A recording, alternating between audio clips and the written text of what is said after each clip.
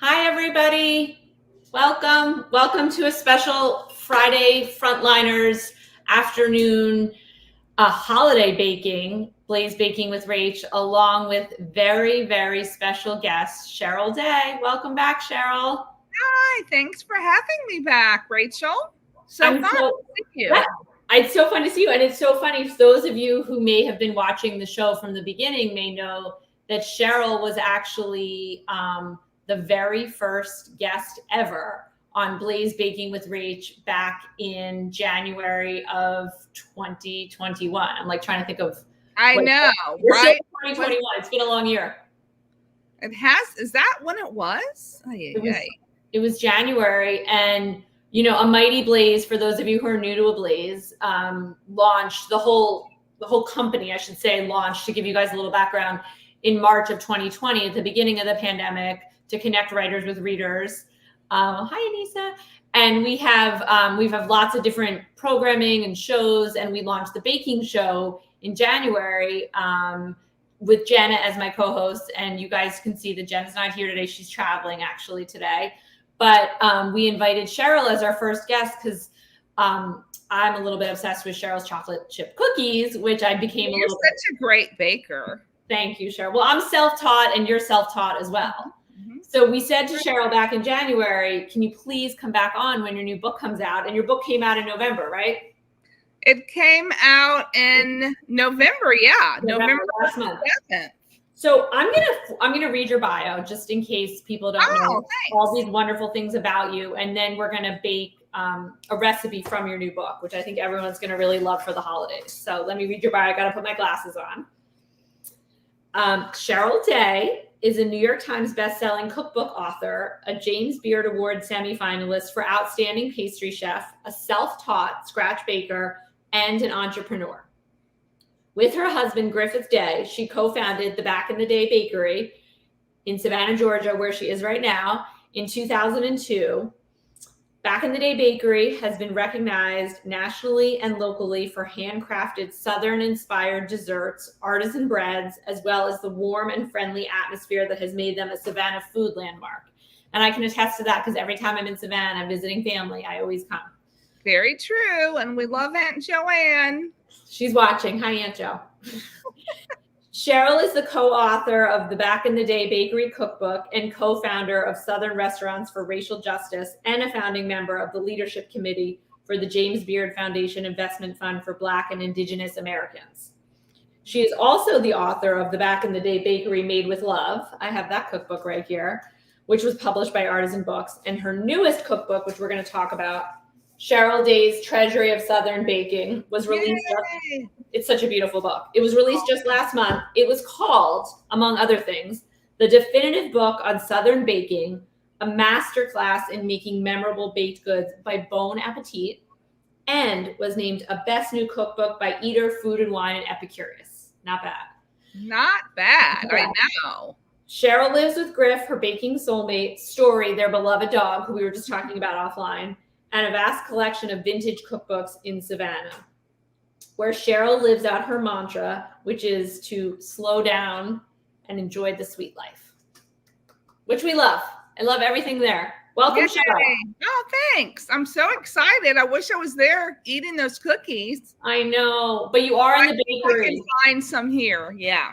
Yeah, I know. So we're going to make, for those of you guys who are baking at home with us, we're making her iced sugar cookies, which I wonder if there's a picture in the book here. There is, actually. Is it on the page? Oh, here it is. So I'm going to hold this up. I hope this works. Here's a picture of some of the iced sugar cookies. And I was telling Cheryl before that my daughter actually who's like one of my assistant bakers, helped me think this through. So we're going to bake, we're going to put the ingredients all together here, and then we're going to roll out my already prepared dough and use some cool cookie cutter shapes, which I love. And then we'll ice the cookies and decorate them. So we have it all going on here. Special magic going on. Special magic. Before we begin, can you tell me how you came up with this recipe for the iced sugar cookies? Oh, sure. It's just, one of those simple classics that I love, not just for the holidays, but I just love a simple, it's almost like a shortbread kind of texture, as you tasted. But then I love frosting it with that. Instead of royal icing, it's got like an American buttercream style frosting. And I just love the texture of that. And I just think it tastes delicious. Yeah. It's so good. And the frosting you can use like on cakes or cupcakes or anything. Yeah, exactly. Yep. Same frosting. There's actually another fun recipe in the book, and you could tint the frosting. It's how to make natural food coloring, if anybody has an interest in that. I saw that. Yeah, so that is something that you could do fun colors. Right. Okay. Regular food coloring too, but it is kind of fun to play around with things that you can just buy in the grocery store. I didn't do the food coloring yet. The most crazy thing I did was get the sprinkles. Oh, but that's perfect. I know, so that's good. Right, with sprinkles. What kind of sprinkles did you get? They're just like rainbow sprinkles. Oh, fun. Yeah. I think that's fun. Yeah. It'll be such a good project for those of you who are baking at home with us, or if you want to come back and bake later to decorate the weekend, really before Christmas. I can't believe we're already here. So, or New Year's, they could get some 2022 cookie cutters. It's a good New Year's cookie for sure. So to do this, I've cheated a little bit. I pre-measured some stuff, but it's really simple. You just, in one bowl, as sort of your dry bowl, you do 3 cups of flour with 1 teaspoon of baking powder. Right. And then you've already creamed your butter, or you're getting ready to do I haven't creamed it, but I did set it out at room temperature. So, good. Yeah. So I don't know. I just think this is a simple recipe, but just like with any cookie recipe, the most important thing is the creaming of the butter. That's, what you want to do to get it light and fluffy and get your texture where you're going to have. I actually am creaming it right now, and it's creaming really nicely because it was set out at room temperature. Yeah. Well, your mixer's quiet. Isn't it though? Yeah. I know you can't. I know I've used it on so many baking shows. It's not bad at all. Great. I always feel like mine is so loud. In fact, the one that I have that's handheld is much more noisy. Yeah. Yeah, that's nice. I'll let that cream a little bit. This book is just so great. It has so many recipes. How long does it take you to come up with how long does it take you to put together a cookbook, really? This cookbook I worked on longer than any of the other ones. I mean, I would say a lifetime really of recipes went into it, but about 5 years for this book. I mean, I have new friends that I have not known as long as I've been working on this cookbook. It's kind of a joke. Like, I have friends that have published cookbooks already, and I was still like, yeah, I'm still working on this cookbook. But when it came out, they were like, oh, okay, 400 pages, over 200 recipes, it's very comprehensive. It is very comprehensive. I can understand. And also, I'm sure like recipe development and then actually like photography and putting right. And during a pandemic, getting all of that done was kind of a minor miracle, really. Yeah. Did you, and for these recipes, were these like some of these recipes, were they things you already had in the bakery? Have you made them before? I had written those recipes already for the previous books, for the Back in the Day Bakery Cookbook. So these are new recipes. I mean, even right here, your other 2 cookbooks. Like the red velvet cake, for instance, that was in the first cookbook. It's been, updated. It's like 2.0. Got it. Thing that I knew that I had to do again. I just thought of how can I update it to make it even better. And so that's what I did in this book, but mostly a lot of new recipes, and between not just family recipes, but some I, have a vast collection of cookbooks, like you said, and a lot of recipes that I researched from historic recipes, because I did want it to be very comprehensive for someone who is either interested in Southern baking or, is already a Southern baker. I wanted there to be multiple recipes, like there's like several biscuit recipes and not just one cornbread recipe. And we just kept going and going with this book, and it just got bigger and bigger and bigger. Well, it's like, I can imagine why it took you 5 years, because well, plus I do run a bakery, as you know. Yes, you do run the bakery back in the day, and where you are right now, which I was so excited because Cheryl, I mean, some of you guys know this. I have family in Savannah, my Aunt Jo in particular, and Uncle Dick and cousins and things like that. But I came down to see her. I actually came down to surprise her for her 80th birthday this fall. And of course, I went to the bakery, and I was so excited to see Cheryl. And I went inside and stood in line and got to see her. Yep, somebody didn't show up that day, so I was working the front. You were. I was so excited. That's what we do when we are running a small business. Yes, you definitely are. Wait, I want to get back to, so I have my butter nice and creamed, and I have the dry ingredients, and then in a small bowl we're going to do the egg. Oh, you know what? Well, I'll get back to the sugar, but we'll do the egg with a half a teaspoon of almond extract. Yeah, the almond extract is nice, isn't it? Just a little. I mean, you could use any kind of extract. So you could use vanilla if you don't have almonds. You could use vanilla or anything really. I've even used like rose water, orange water. Right. So you can just kind of use your imagination. You could put a little zest in there if you wanted to, but I just like the simplicity of the almond. It gives it a nice little unexpected flavor, and then the frosting, is that really vanilla. And it's just the tiniest bit of almond, but it smells. Yeah, well, almond is very strong. Yeah, that can go from good to bad pretty quickly. I can see how that can happen. It smells really good. And then to the cream butter, we add the sugar, a cup of sugar and a half a teaspoon of salt, right? Correct. All right, I'm going to do that now. It's really, Cheryl was asking before what I thought about this recipe. It's really, it sounds like it's a lot, but it's not. It's just a few simple steps. Yeah. Yeah. So I did that, and I'm also going to add the salt. I have everything lined up. You are mise en place. Mise en place. Did you renovate your kitchen? Rach, your kitchen looks so great. Did you renovate it? We did. We renovated the kitchen. That's one thing that happened since I last saw you. Yeah. We renovated over the summer. I was without a kitchen for 4 months. Oh, wow. Still doing a baking show. I did a baking show from our screened-in porch. Oh, my gosh. And then I ran things over to my neighbor's house and cooked them in her oven. Oh my gosh. And I gave her half of everything, or sometimes all of everything. That's dedication. It was fun. We had a good time. But I love the new kitchen. It's great for life and for the baking show. Yeah. Really happy we were able to do that. I know a lot of people did a lot of home projects during the pandemic. Yeah, we actually did too. We updated our kitchen. So. Well, there's a picture we just saw in the back of the book with your dog in your home kitchen in the book, which is great. Yeah. That's my home kitchen. So wait, this smells really good. Do we put the egg mixture in and then the flour? Yes. Okay, I'm gonna do that. Okay.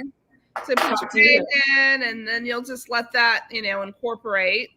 Right. And then we'll do the flour mixture sort of in thirds. Yes.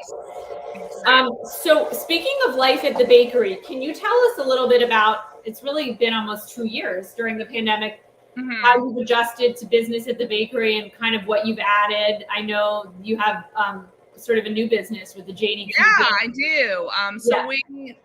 Our big pivot project is our online shop, back in the day bakery. And then we started a jam and provisions company, Janie Q Provisions, named after my mom, Janie Queen. And you've got your double-sided tote bag back in the days on the back. I carry this bag everywhere. I love it. And so we started that and then we're also shipping. We still ship on Goldbelly. Okay.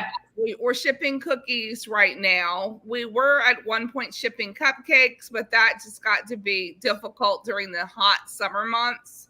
Right. So we stopped doing that. And then we're doing the online shop and the retail shop, which you got to see. It's really cool. All of my favorite things, like spices that I love, vintage glasses, and the tote bags, our jams, all kinds of things that I love. I am a former shop girl, as Aunt Jo knows. My sister had a really cool shop here in Savannah. And so, yeah, I kind of channeled her. She's no longer with us, but I kind of channeled her when we created the space. And basically what we were trying to do was figure out, we closed our dining room due to COVID, and then we decided that we still wanted to figure out a way to connect with the neighborhood and our customers. And this has been a great way for us to do that. Wow, that's awesome. It's great how you were able to so easily adapt and change. And well, I wouldn't say easy, but we put in a pickup window first, because we do still have the baked goods. But as you know, our counter is, we used to have more like a restaurant seating area. So we cut that completely. And then we just do our greatest hits in the space. We have all of, the favorites. Right. Very well curated. I shouldn't say easily, because it has been challenging. I was just saying, we did you adapted. I know what you mean. Yeah. We did. I hadn't been in there a while. And then when I saw first of all, the bags and the shops and the jams and, you sort of did what you had to do, I guess. Yeah, absolutely. Absolutely. Yeah. So we're very happy that we did that. And, here we are again with COVID. We don't know what's going to be next. So we're happy that folks will be able to, still be able to shop with us online.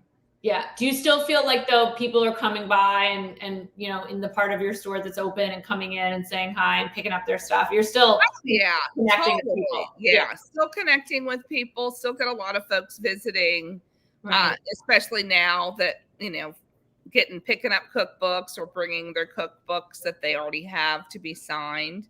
But definitely folks do miss. We did the best breakfast in Savannah. Yeah. And, I miss it too, but we did definitely pivot and adapt, and I feel more safe. I feel that I'm being safe for my customers, and I just feel better about the whole situation. Right. And your customers probably feel better about it too. I mean, most of them do. I would say most of them definitely do. I mean, the ones that I consider, great customers and friends, they really do appreciate the fact that we're doing our very best and keeping people safe. Yeah, no, that's what you have to do. The day I was there, I know everybody was so happy to see you. Yeah. And I was in from out of town, so I was buying a bunch of cookies to take home. And I think the nice guy behind me was like, "Are you going to take the rest of those chocolate chip cookies?" And I was like, no. Well, I'll leave some. Yeah. So I'm just finishing up this dough. But actually, you mentioned people coming in and buying the books. And I know we're linking where to buy your book. How has your book tour been going? Wow. It has really been going very well. The book has been received very well. As you mentioned, Bon Appétit has already called it the definitive Southern, baking book, which I'm very thrilled about. We were on CBS this morning. The book made Amazon's list of best cookbooks, that if you're a fan of the great British Bake Off shows, that you would also love my cookbook. So it's been getting a lot of great feedback, and I'm just really proud of it. I just think it's definitely one of the best things I've ever done. I mean, the press has really been amazing. You must be so excited about it. Mm-hmm. Yeah. Which, as you know, that's not, you just never know how that's going to go. I'm sure, especially when you've been working on something for 5 years, and running a bakery in your kitchen, you just don't know what to expect. No, but all you can do is do your best, and then right. And then Aunt Jo is so awesome. She always sends me when there's write-ups. She makes sure that I don't miss a thing. She's like your personal press clipper. It's so great. Yeah, I love it. That's so funny. Sometimes I don't actually see stuff, and she's like, did you know you were here? So did you know you were here? Did you know you were there? Yeah. This I want to show for people at home. This is what the dough looks like, kind of all mixed up. Yeah, right? Good job. It smells so good. So did it all come together? Or do you have to mix it a little by hand at the bottom? I think it looks okay, but I actually, in the interest of time and doing what we're going to do, I'm going to put this aside for now. But if you have to at home, you can mix it by hand a little bit. And then what you're going to do is you're going to put it in you're going to divide it in half and put it in 2 different discs and just wrap it up in some saran wrap. Yeah. So now I'm going to get about these cookies too. Something I've actually discovered fairly recently is that you can make a lot of these cookies. You can either freeze the dough, or you can also, like a cookie like this, you could bake it and freeze it, wrap it and freeze it, and then pull them out and decorate them, so you're not doing it all at once. That's really good to know. So in other words, you could make the dough and freeze it and not worry about it. Right. Or you could do like you've got your cookies baked. You could wrap those, freeze those, and then, if you want to do them for New Year's or whatever, pull them out and then frost them. That's really good to know, because I feel like now people are so busier than ever. Right? It does seem that way. Like getting ready for the holidays, working from home, just doing everything. Yeah. So if you are doing this at home along with us, and maybe you kind of did this before, like I did a little bit of both, but once you wrap up your dough in 2 separate disc shapes in saran wrap, you put them in the refrigerator for at least 4 hours and up to overnight, right? Okay. Yeah, or you could freeze them. Yeah. Right. Or freeze, right? So this is one of the discs from before, which I put in the refrigerator overnight, and then I took it out about right before the show started, so it's kind of more like at room temperature. And I like how your disc is flattened. That's really smart. Thank you. I feel like I just got bonus points from the teacher. Well, because, if you had a big round, it'd be more difficult to roll it out. So already kind of having it flat. Okay. So I'm going to put it on my flat surface, but I'm going to flour it first, right? Yeah. And another tip too is you could put plastic wrap on the top of your dough and use that, or parchment to roll it out too, but either works. I did that yesterday when I was making the already cookies, and I have parchment paper. Yeah. It definitely, I don't know, it just kind of lets you see how flat how level you're getting it, I think. Right. So I have a piece of part. I feel like I really got everything organized today. Sometimes I don't always. Good. Yeah. So and shout out to your awesome assistant, my daughter, who's not here, but she definitely helped me out. She helped me think it through. So I'm going to roll it out to about what kind of how thin do we want to make it? Personal choice. Some people like it thin. I don't personally like it thin. I like a 1/4 inch. 1/4 inch. Okay. Because but thin, it depends. If you want it a little crispier, you can definitely do them thinner. Whatever you do, you want to kind of make sure that they're all the same so that they'll bake evenly. That's the goal. Okay. I should say, speaking of baking, I forgot to mention this. If anybody is actually baking with us now, you should preheat your oven to 375, right? Yes, that's correct. Okay. I know there's so many steps to remember when you're doing this like this. Exactly. Yeah. So let me see how this looks. I'm actually going to be making a lot of those cookies, and 375 may surprise people, but it's actually the perfect temperature for these cookies. It's funny. It did surprise me because the chocolate chip cookies, which I've been making forever, are 350. Right. Yeah. But it works. Yeah, it does. So are you making a lot of these in the bakery? I am making a lot of them in the bakery, and I have cute little sprinkles that I'll put on them. They're selling well. We'll be back open tomorrow, because that's the other thing, as you know, we're open to the public Saturday and Sunday. Okay. And then I do the online, the shipping, and all of the other jam and all that stuff during the week. Okay. Yeah. So for anybody who's within driving distance of Savannah, head on down there tomorrow. I know. I'm sure the weather's beautiful. Oh, it's actually really nice today. Yeah. Right. Good. I'm glad. So this is what my dough looks like. I think it's nice. Oh, it's perfect. Yeah. So now you can really use this is the fun part, I think. You can really use any kind of cookie cutter you want, right? Any kind. Yeah. I'm going to do a little heart. And these and now is a really good time of year to do these. But if you're making these in the summer, and if your dough starts to get hot after you've done that rolling out part, you can put it in the refrigerator. Just kind of put a piece of parchment and then because you want it to be cold so that it'll hold its shape. Okay. Yeah. When I did it yesterday, it held its shape. Okay. Well, yeah, it's cold. It's probably chilly now. Right. So, but it worked out so well. Look at this pretty shape. I know. I'm going to do these. Yeah. And so you have hearts and flowers? Hearts and stars and flowers. Oh, I love it. I'll do a little bit of both. Yeah.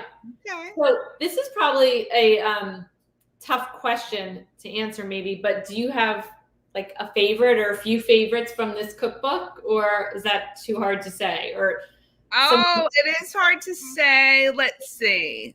Probably one of my favorites I would say is the chocolate church cake. Okay. Because I think everybody should learn how to make a good chocolate cake, and that one is really good. And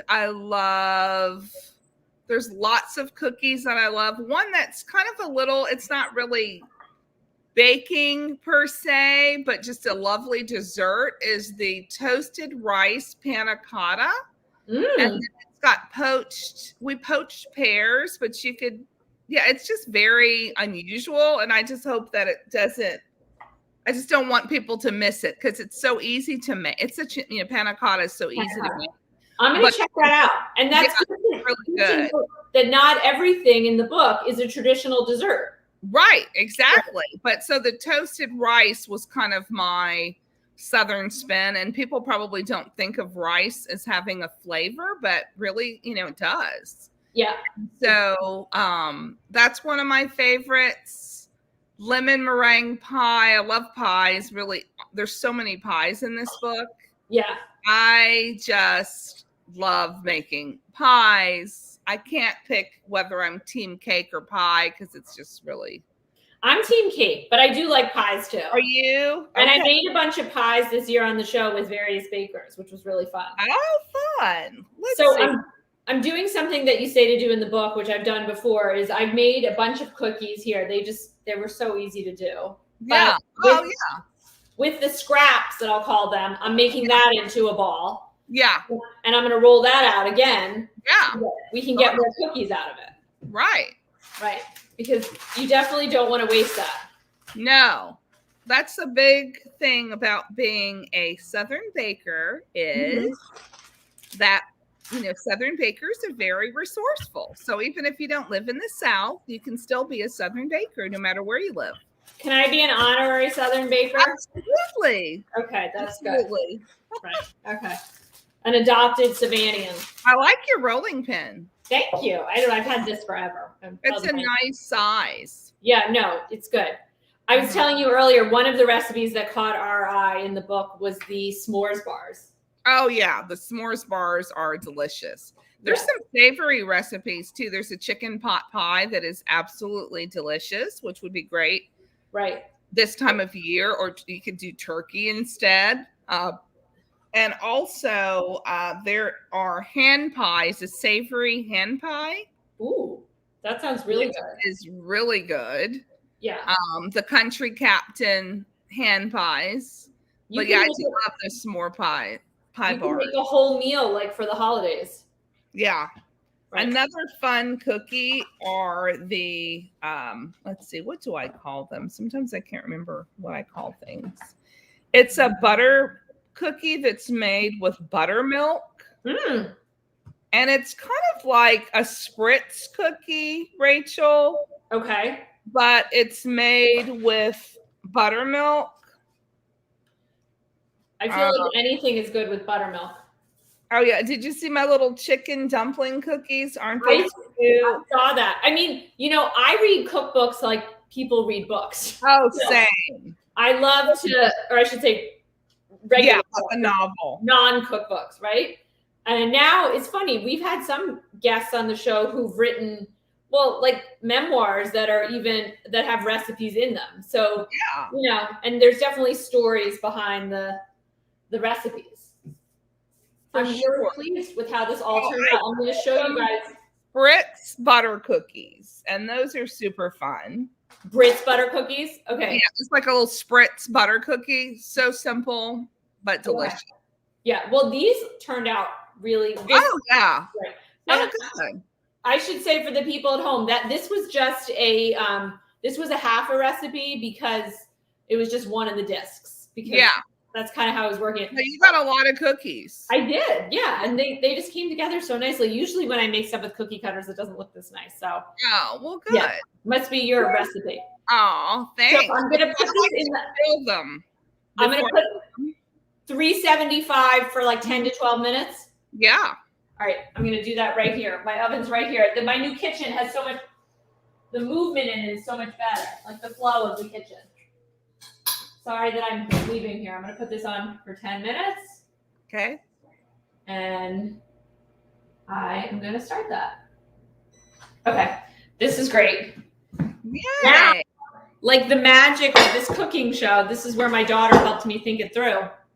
Then you've got your cookies ready to be frosted. Yay! Cookies ready to be frosted. Oh, those look so good.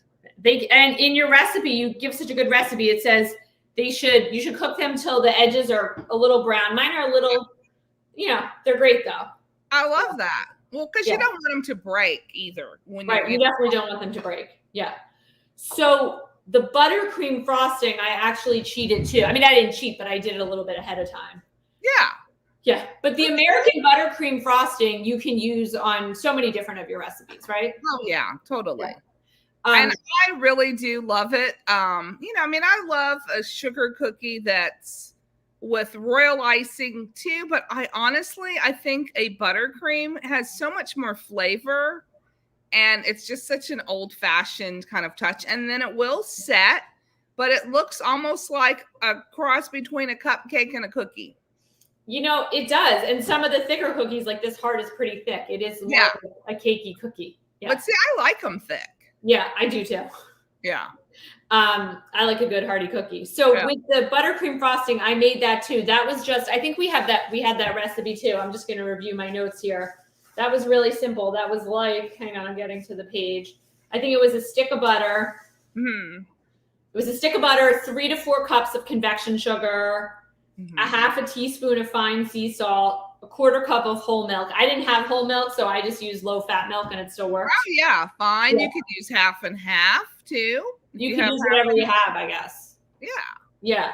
A half a teaspoon of vanilla extract, a half a teaspoon of white vinegar, which you don't see in a lot of recipes. Yes. Yeah. So that kind of, have you tasted it yet, Rachel?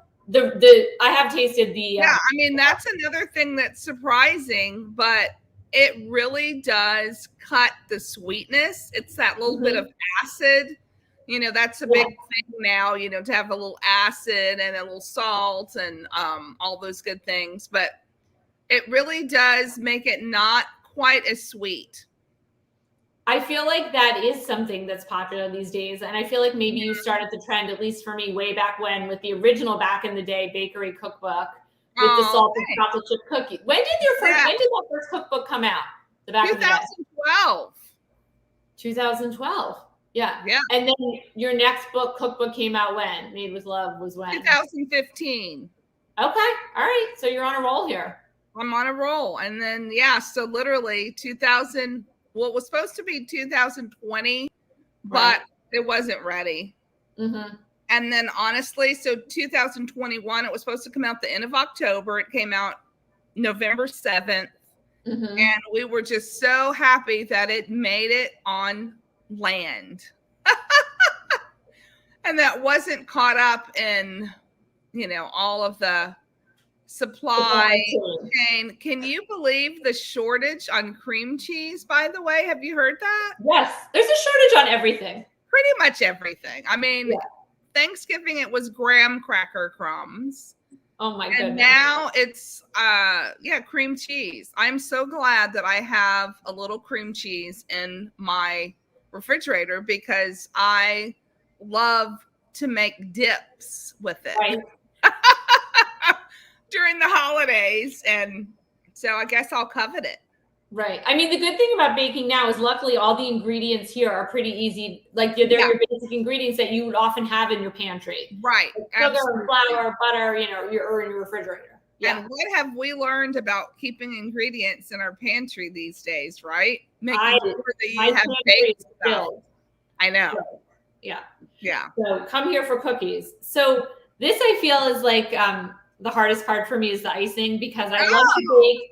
I feel like I'm a good baker, but I'm not the best decorator. In fact, I just had a call with a guest who's coming on in February who makes these cakes that look like works of art.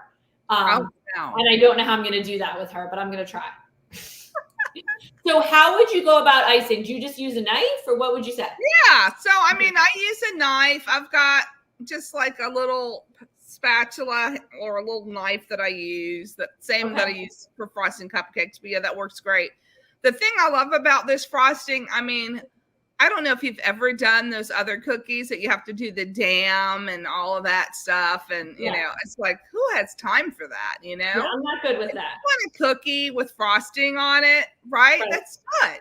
I'm putting these on my butcher block here, right here. And then, you know, you can put sprinkles on there. Like I said, you could do food coloring if you want to, but I really love the white with just some sprinkles on top. Yeah, with sprinkles.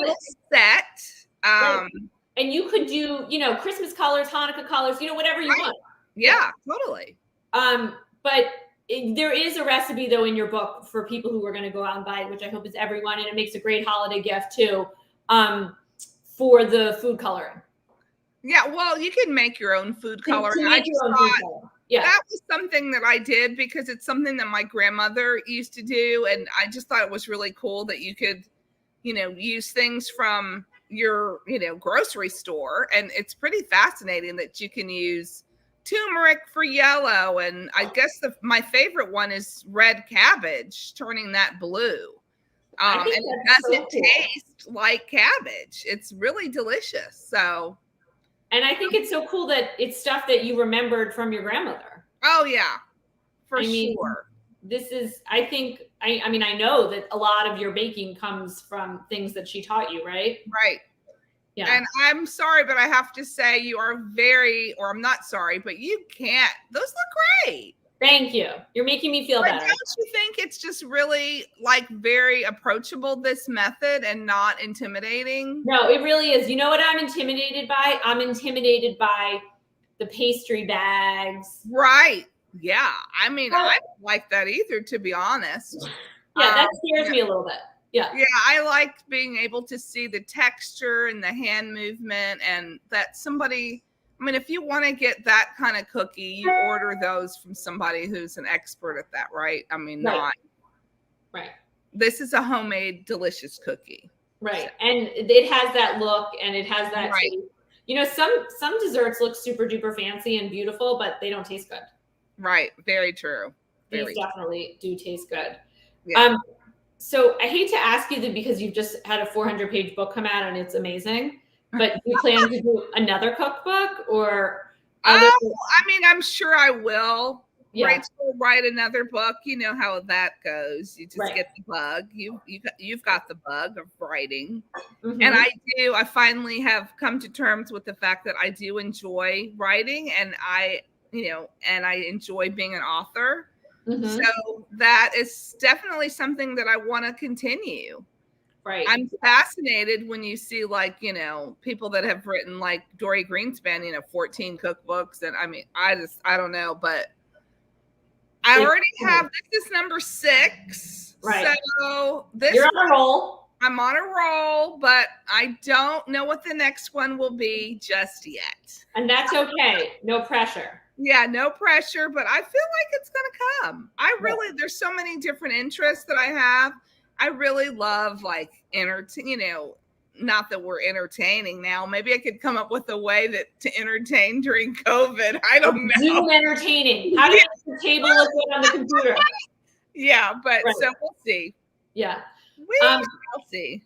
No, it's interesting, but I will say, like, I'm just curious about your whole process, because we often ask writers about their process on the show. And since you are running a bakery during the day, and you are baking, like, how did you, and over the course of the time that you were writing the book, how did you schedule the time to write the book? Did you have a regular that was really difficult. I think I was better at scheduling it for some reason with the first 2, but maybe since I knew I could do it, and, you know, I don't know, but if it wasn't, I have to say that COVID was a blessing and a curse, but in some ways it was for me. I was able to, I think my editor was sitting there going, oh, great. She has time to She's finish. at home. She can't leave. Yeah. So yeah, I was at home, and it was really at a crucial part of the book. And I don't know how I would have finished it, to be honest, if I wasn't sitting at home. So, right. Well, I'm going to show you guys these. They look pretty good. Oh, they're so great. Did you put your sprinkles yet? I'm going to do that right now. The oven's about to go off too. Okay, well, so sprinkles you definitely want to get before the icing sets. Okay. Otherwise they'll just kind of roll off. So you want to do that while so I should say about the icing too. I mean, but it looks like it's going on. Yeah. So if you make the icing the day before you're going to frost, would you put it in the fridge overnight? I would not, just for one night. Okay. If it was going to be multiple nights, definitely. You can even you can freeze it. Okay. But and then you have to bring it to room temperature, otherwise it's going to be a mess. But wait, if I'm going to grab the cookies in the oven. Don't let the cookies burn. Sorry, there's a lot going on here. So working. Okay. I wonder if we have any questions from anybody. Yeah, that's what I was going to ask, to see if we had any audience questions. Let's see if any ones are popping up. Oh, there's one. Okay, what's our question? How are they? Well, I'll show you. Can you guys see? Oh, they look great. Right. Came up. Your oven's awesome. The new oven, I will say, we waited 7 months for the oven because supply chain. Yeah. But it was worth the wait. Oh, good. So I think we do have a question. Can you tell us about your work with Southern Restaurants for Racial Justice? Yeah, can you tell us about that? Yeah. So I am the co-founder of, we've shortened it because it's kind of long. We call it Surge. Okay. But yeah, Southern Restaurants for Racial Justice. And I'm the co-founder with two other friends, pastry chefs, Lisa Donovan and Sarah O'Brien, who owns Little Tart Bake Shop in Atlanta. Okay. And we did it. We just were so concerned about what we could do after all the social unrest that was going on. And our way was to help Black-owned restaurants in communities that were just really suffering during the pandemic. And so we started raising money amongst Southern restaurants. That's how it started. And then we fortunately partnered with an organization called the Lee Initiative. And Edward Lee is known for doing great he does grants, and also he's doing a lot of work right now in Kentucky, serving a lot of people with those terrible, the devastation that happened there. But so we partnered. Yeah. Terrible. The news. I mean, you can't even, it's like, I know. It's crazy. Yeah. But so we partnered with the Lee Initiative. And after we did that, we were able to catch the eye of Heinz Corporation. Okay. And they donated $1 million to us, which we could not believe. That's amazing. And we were able to donate or to give grants to about 75 Black-owned businesses all over the country. Oh, wow. Yeah. And so we were really able, one particular restaurant is the oldest Black-owned restaurant in the country. It's in Arkansas, and they had a terrible fire, and we were able to donate $25,000 to them because I just really am passionate about making sure that these businesses in these communities really stay afloat and become legacy businesses. And I just think it's so much a part of community. So yeah. That's amazing that you've been able to do this work during the pandemic. I know, during the pandemic. So yeah, it was great that all the restaurants were able to give in the beginning, and it was difficult. Right. So when Heinz stepped in, that really kind of set us on a whole nother path of, being able to give bigger amounts of. So that's just another amazing initiative that you're working on in all your free time. All my free time. And I'm also a part of the leadership board for James Beard Foundation that does grants for Black and Indigenous restaurants all over the country. So Okay. yeah, that's what I do in my spare time. When do you sleep? Oh gosh, Yeah, you're baking in the middle of the night and writing and saving the world. That's why it's so funny when people come in on the weekend and they're like, oh, I think some people are so curious, like if I'm just, eating bonbons and sitting All with week. feet Yeah. up during the week. And I'm like, don't worry, I'm very busy. The thing about being open just on the weekends, though, it's like you're giving, people, they really, I'm sure people right now locally are thinking, I'm coming in tomorrow morning. They're ready to see you on Saturday morning. Exactly. So, and we we've been doing goods for the week. Back in the day, bakery is 20 years old. I can't believe that. Yeah, it's 20 years old. And so this was, honestly, to make it sustainable, we know that this is what works for us right now. And then, of course, we have been, like all businesses, affected by, what are they calling it now? The great, we're not calling it the pandemic. The great resignation. Oh, I haven't heard that. Yeah, the great resignation, where people have decided to do other work. Well, the great resignation. Yeah. Okay, so that's hard to find people to work in the store, is what you're saying. Oh yeah, it's but I mean, I have some great ladies. I am a big fan of hiring people of advanced age because they are very excited to work 2 days a week. And I have, I have a lovely team of 2 ladies that are over 60 that help me out on the weekend, and another young lady that, but I'd have to say that the older ladies, they run rings around all of us. They have a lot of energy. Yeah.